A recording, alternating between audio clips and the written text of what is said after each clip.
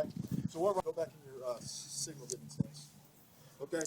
So we got the primary stance. Anybody have any questions on that? Pretty basic. A couple areas. A couple areas you'll see guys in the primary stance. Okay. They'll give their sign, and then they get up too high, and they think this is the primary relaxed stance. Okay. My only problem with that is my glove is pretty much at the hitter's waist. Okay. For pitchers, we're trying to teach them to throw low in the zone, keep it at the knees. But if my catcher's got his target at the waist, we're teaching our pitchers, hey, throw it right here, and the guy's gonna, hit it hard. Okay. Whereas if I get relaxed and I'm nice and low, my catcher can get down here, and he's got a target down in the zone where he can throw the ball. All right. For sign giving stance, okay, we'll go from our signal giving stance into our runner's arm position. Okay. All this is it's pretty much the same position that we're going to be in primary, but a little bit more mobile, and I can be more explosive. Okay. So go ahead. Okay. So all Ryan did right there was kick out a little bit. See how his body didn't necessarily get higher to where now he's getting a high target. But all he did was raise his butt just a little bit, okay? Kicked out his feet a little bit more, but he's still square with the pitcher, okay? But he's also going to be able to move on a ball that's inside the block, okay?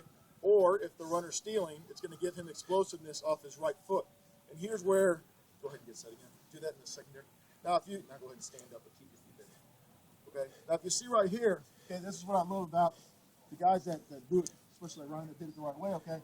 This right foot here is going to be a little bit open towards the first base. He has his open a little bit more, but it's more of a comfort thing that he can explode on, okay? If you get a guy, go ahead and get your secondary stance, but keep your feet even. If you've got a guy that stays even with his feet from his secondary stance, it's going to be hard for him to explode out towards second base or third base to be able to throw out a runner, okay? And when we go over footwork, you'll understand. Right now, if he was to do his footwork, his first move would be up, okay? At the same time, from this stance too, it's going to be harder for him to go right and left to be able to block balls on the inside and outside part of the plate, okay? So go ahead and get set again. Now get to the right way. Now, the way he is here, he's able to stay strong on an inside pitch and outside pitch and not give away too much with his body.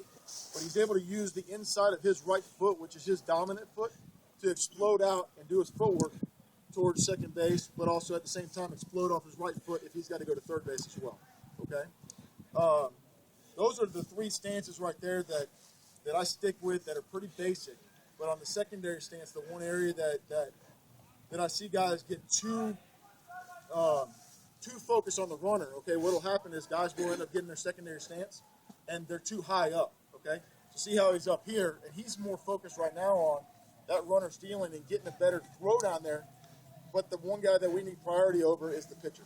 Okay, he's always our first priority. The chances of if you guys have coached 3 years here, how many runners have you actually seen thrown out at a base? Second base. Okay, 2. Okay, it doesn't happen very often. Okay, so I don't want to be so worried about throwing out that runner right now at a younger age, but I do want to teach them the right positioning to get into because you never know if that guy falls down, slow guys, stuff like that. Okay. We're going to go into footwork right now, okay? We'll go over some drills. Does anybody have any questions over the stances? Okay, I try to touch on that just a little bit because it is very important to make sure you guys are in the right position and that they know it, and for you guys to be able to pass that on to them. I just don't like to spend a ton of time on it. Yeah. Where exactly in the back of the lines right here? Do you want to be like right on it? Great question, okay? Where do you like to go? Is there a rule that you follow? I haven't taught you that much yet. Okay? Hitter gets in here. What if the hitter's all the way up here? Okay, to what? Okay, good. Guys are always worried about getting hit with the bat. Okay, now the guys that were in hitting with me, did I want a long swing or did I want a short swing? Short. Okay, so for the most part, that ball's coming this way. We're teaching our hitters to drive this way. Yes, you're going to have your guys with long swing. The rule of thumb that we would go by would be if the catcher can touch the back knee with his glove. Touch my back knee.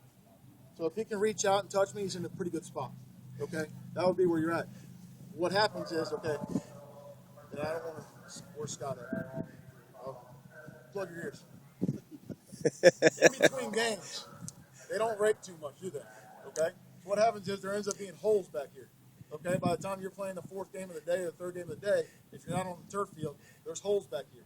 The catchers tend to just sit in those holes all day long. Well, if he's sitting in that hole all day long, and my hitter's up here, he's pretty far back. Umpires are supposed to call strikes where it crosses the plate. They don't always do that. They cross it where. So if that ball's coming here and it's a strike right here where it crosses me, but he catches it far back and it's low, you're going to wonder why he's calling balls. Okay, that's the reason. And so try to keep your catchers moving. Okay, depending on from hitter to hitter. Okay. Good. Did that answer your question right there? Okay, good. Anybody else? All right. So from a footwork and exchange, okay, this is going out of run. This is what we'll do with footwork and exchange, okay? I always do my footwork and exchange drills on lines, okay? It doesn't matter what line you're doing it on, but I do it on lines mainly because I want my guys to have something to follow, okay? Okay? You're going to see two different things from your catchers. The guys that have seen me or seen an instructor, okay, are probably going to give you the jab step, which is, if I'm standing up, which is where I always start to stand up and I do my drills, okay, standing up, they're just working on that right foot jab, just like you would if you're fielding a ball. Right foot jab, left foot follow, okay? That gets my momentum going towards second base. The other one you're going to see is the replace, okay? The only problem with the replace, and I did that all throughout high school, is it puts a lot of strain on your shoulder. You don't have any momentum going towards the base, so you put a lot of strain going here, okay, when you go to open up. If the kid's got a very strong arm and he does it successfully, depends on if you want to spend time teaching them the new way, okay, the jab step. Almost every major leaguer that you watch is going to do the jab step, okay, because they're going to get some kind of momentum going towards second base. It's going to give them a quick release, which is all we're looking for, okay? I'm not so worried about how hard a guy throws down to second base, okay? I'm more worried about how quick does he get it out of his hand. As long as I'm holding on to that ball as a catcher, that runner's running, okay? He's faster while I've got the ball in my hand. But if I let go of that ball's going to travel faster than he's going to run, but I got a better chance to throw out my runner, okay? So it's not about getting here and then, let me see how hard I can throw it. Just get it out of here, and then I'm getting rid of it, okay? So the drills that I'll do, okay? Number one, it's just ball in the glove already, okay? The hardest part of footwork and exchange is the exchange, okay? Getting that ball out. You'll see guys all day long have good footwork, do everything, and then they bobble the exchange and it falls down. They don't have a chance to throw anybody out. But if they can work on, okay? Hand behind your glove. Okay? Okay? Right now, depending on what age you're at and where the catcher is comfort-wise, okay? The hand on the secondary position, runner's on, okay? I like to go ahead and teach you guys as early as possible that the hand will go behind the glove, mainly for the quicker exchange, okay? The thumb will go in your fist, fingers wrapped around it, and it's behind my glove. If your guy is back there and he's got his hand loose behind the glove and he gets a foul ball, that foul ball will break fingers, okay? If he's got a fist back there and a foul ball hits it, it'll just bruise, and you'll still be in the game, okay? It'll hurt, but you'll still be in the game, okay? So from this position, all we're going to do is work on our footwork and work on our exchange. And that's all we're doing, and we'll do that over and over and over again, okay? Straddle the line. He's going to straddle the line right here and try to do his footwork right on the line. Okay? And as a coach, what you're going to look for is balance, okay? Balance is head over the butt and in between your feet, okay? If my head gets out in front of my body, okay, I'm not balanced. Just like a hitter. If I get my head out in front, where am I going to hit that ball? I'm going to hit it down, okay? I'm out in front of the ball. I throw a changeup to try to get ground balls, okay? As a catcher or as any kind of throw, you get your head out in front, that ball's going down, okay? So we try to keep our head in the middle of our body when we're going to throw, okay? Now, Ryan's not, his primary position is a catcher, so he's going to have a shorter exchange. Very tough to teach your guys a pitching motion and a catching motion, okay? My rule on that has always been, okay, if you want to be a catcher, you throw like a catcher. When you're on the mound, you throw like a catcher, okay? You can't go from doing this and then doing this. You've got to learn one way to throw, and if catching is what you want to do and you want to do that throughout high school, we've got to look for a shorter exchange. You can pitch from the mound throwing like this. You don't have to throw like this. You'll never throw out a runner giving me a long exchange. Okay, it's just not going to happen. All right, so go ahead and get back on there. So it's just repetition. Okay, what I like to do with my guys is 25 reps at each drill that we're doing. This starts to build muscle memory. We build muscle memory. These guys aren't going to have to worry about their footwork in the game. It's just going to come natural, which is what we're looking for. Okay, so go do that a couple more times. There, and then get that again and hold it again. Hold it. See, we want to make sure that hand is in the right position. Okay, and easy as you get a catcher that wants to do this, you say, all right, check yourself at the end. Okay, I'm looking for my glove to be in the right position right here, not past my chest. The ball to be in a good position right behind my ear, and my feet are nice and squared off. Okay, if I can get those three things going in the right direction, okay, over and over and over again, I'm building good muscle memory. Okay, the next drill, I'll do the same thing standing up. He's standing up, a little bit. Okay, and now I'm just going to him, and he's doing his footwork. Yeah, now he's just going to do his footwork based on that. Okay, so now he's got a ball coming at him. I do this standing up because it's not easy to do it sitting down. Let the ball get to you. There, good. Do it again. Good. Okay. Then I'll start to move to where he's squatting. Okay. So now squat. Okay. The one drill I like to do the most, because they can do this at home if you're teaching them. They can do this on their own. Okay. Is I'll put the ball right out in front of their right foot.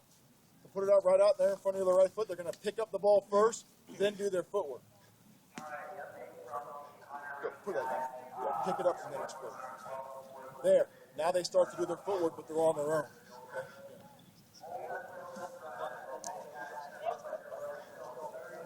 Good. You see a lot of guys that want to start going and pick up the ball at the same time. It doesn't work that way. What we're trying to do here is trying to keep them to stay back. Okay? We don't want them to get their head over their chest, so they've got to learn to pick up that ball first, and then they feel the power off their right leg. Okay? Once we're done with that, then I'll go to the front, and I'm doing the same thing.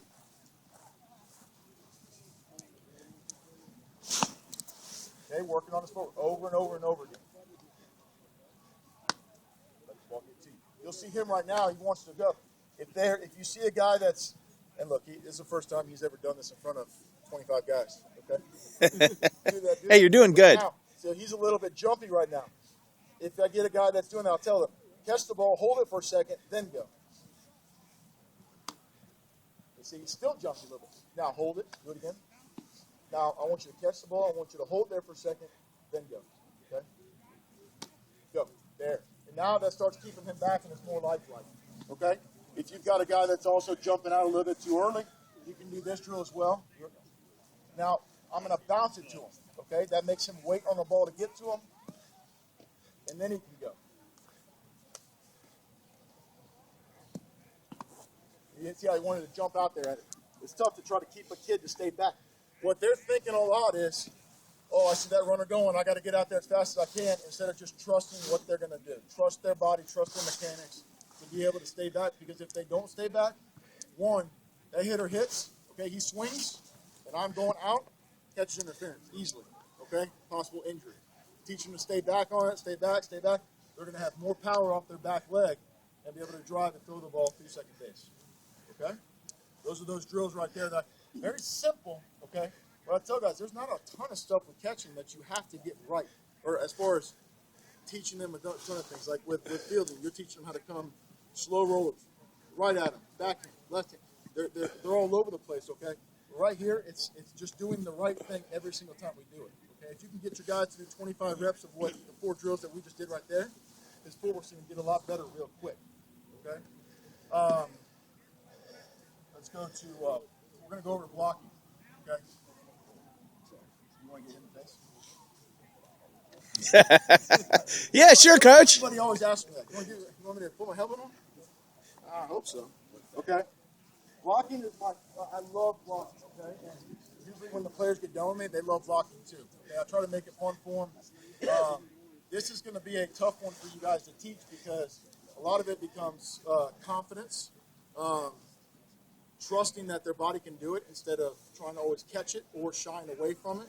What you want to teach your guys is you have a better chance of getting hurt, okay, and getting hit by this ball if you don't go down the block, okay? Because a lot of guys will turn, okay? Well, they turn, now their arms, their ribs, their neck, everything's exposed.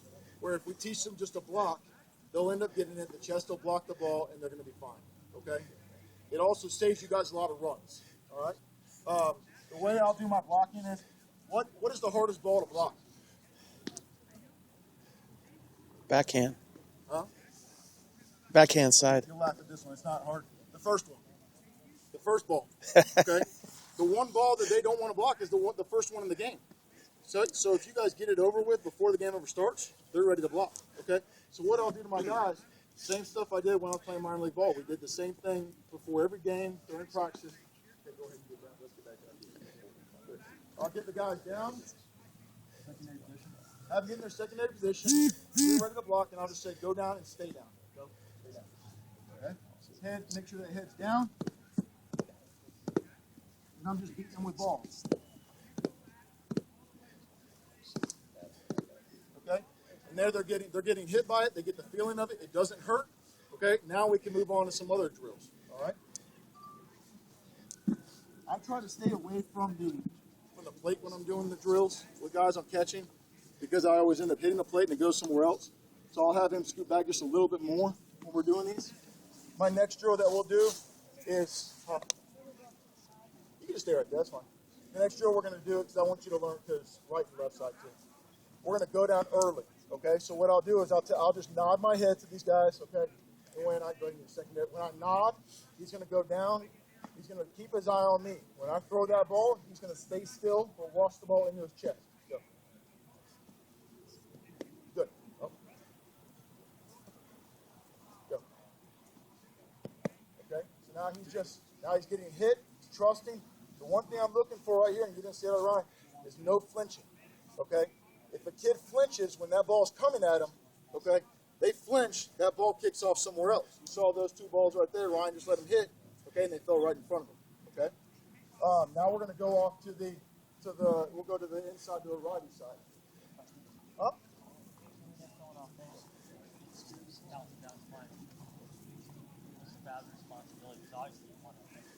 The batter doesn't have to do anything. He doesn't have to do anything. I mean, if that ball's in between that hitter's feet, I don't think so. Scott, tell me. Rules. Blocking with the hitter right there, are they supposed to get out of the way? Like if he blocks it and that ball comes in right behind right in between my feet, is he supposed to back out of the way? Right. You don't want them kicking. I mean, as a coach, don't teach your hitters to kick the ball. But at the same time, it's my understanding they don't have to move either. Okay. So if he's there and that ball's here, I'll push the guy out of the way. I mean, that's the way I used to do it. I'm gonna push him. I need that ball. Okay. Otherwise, that guy's running. Okay. Going inside to outside, all he's doing right here on inside outside is using the inside of his right foot to push himself just a little bit outside. Boom. But he keeps his chest square here because that pitch is still coming in here. Some coaches will teach them to what is called V it up. Okay, so they'll turn their bodies in a little bit. My only issue with that is that ball is not going back to the middle. I have to redirect my body to go get it. If that ball's coming from this angle, why not just stay square and let it fall right in front of me, and I'm ready to go pick it up. Okay? I think that varies sometimes from catching coach to catching coach. That's just the way I was taught to stay square. Okay, so you're doing the same drill, but you're going to tell them, okay, now we're going to the inside. Go. He's just right there. Good. Go. Good. Okay. Go. Good. You just let it hit him. Don't hit him in the face mask. That's all you can do. Go this side. Go. Good. Go. Good. Okay? So that's what we're looking to do. Guys, the other thing when you're teaching these catchers to block, we're teaching them to be pillows, not walls. We'll always say as coaches, and I get caught saying it too, be a wall back there, but really when they go to block the ball, we want them to be a pillow. Okay, if I throw a ball up against a wall, it's going to bounce off hard. If I soften my body up, it's going to hit, and I'm able to just let it drop in front of me. Okay? We don't want them to tense up. I don't want them to try to catch it. Okay? If I try to catch that ball, right. And this is a common one you'll see, especially at the younger age groups, no matter who you're dealing with. Okay, go. And then they try to catch it. Sorry. Try to catch it. You know, he's doing that, ball goes somewhere else. And that's what we're teaching about safety too, is if you're trying to do something other than block it, you're leaving your body exposed to get hurt somewhere else. Okay? I picked the ball until I was 14 years old. I didn't learn how to block until I was 15. I tried to pound it in my guys early on how to block. Okay? Because picking the ball is very hard, especially in the fourth game of the day when the dirt's a mess and you're not going to get a clean hop off the ground. Okay? The only time I'll tell my guys to pick is when the ball's way outside and they can't get to it to block it. I'll try to get them outside to pick the ball, stuff like that. But if it's around this area, we'll block it. Okay? Then we'll move on. After we've done that, we move on to more reaction drills, where I'm not going to throw hard. Go back just a little bit. I'm not going to throw hard at him, but he's not allowed to go down until he sees that ball in the dirt. Okay? He's just going to get outside and just learn to block it. Okay? I'll move him around side to side, straight up. Oh, you guessed. Right there, you tried to guess where I was going. Good. Okay? As you get more into it with your catches, okay? Mix it up. Okay? Every once in a while. Don't tell him it's coming, okay? Throw it in the air. See how he just went down? But I threw it in the air, and I told you, too, what I was getting ready to do. All right? Right there, so you get your guys that get caught up in blocking, but that's what makes it hard in the game, okay? If they're always going down the block every ball you throw, they can't anticipate it in the game, okay? So they've got to be ready to catch the strike, okay? But anticipate a ball in the dirt, okay? You can never expect a ball in the dirt. I don't care what pitch it is, okay? If it's a curveball, if you're, as you guys get up there in age, or the 11, 12-year-olds, and your guy calls a changeup, your pitcher can automatically, or your catcher can now automatically anticipate the ball in the dirt, but he can't expect it, okay? He just has to be ready to be able to block it.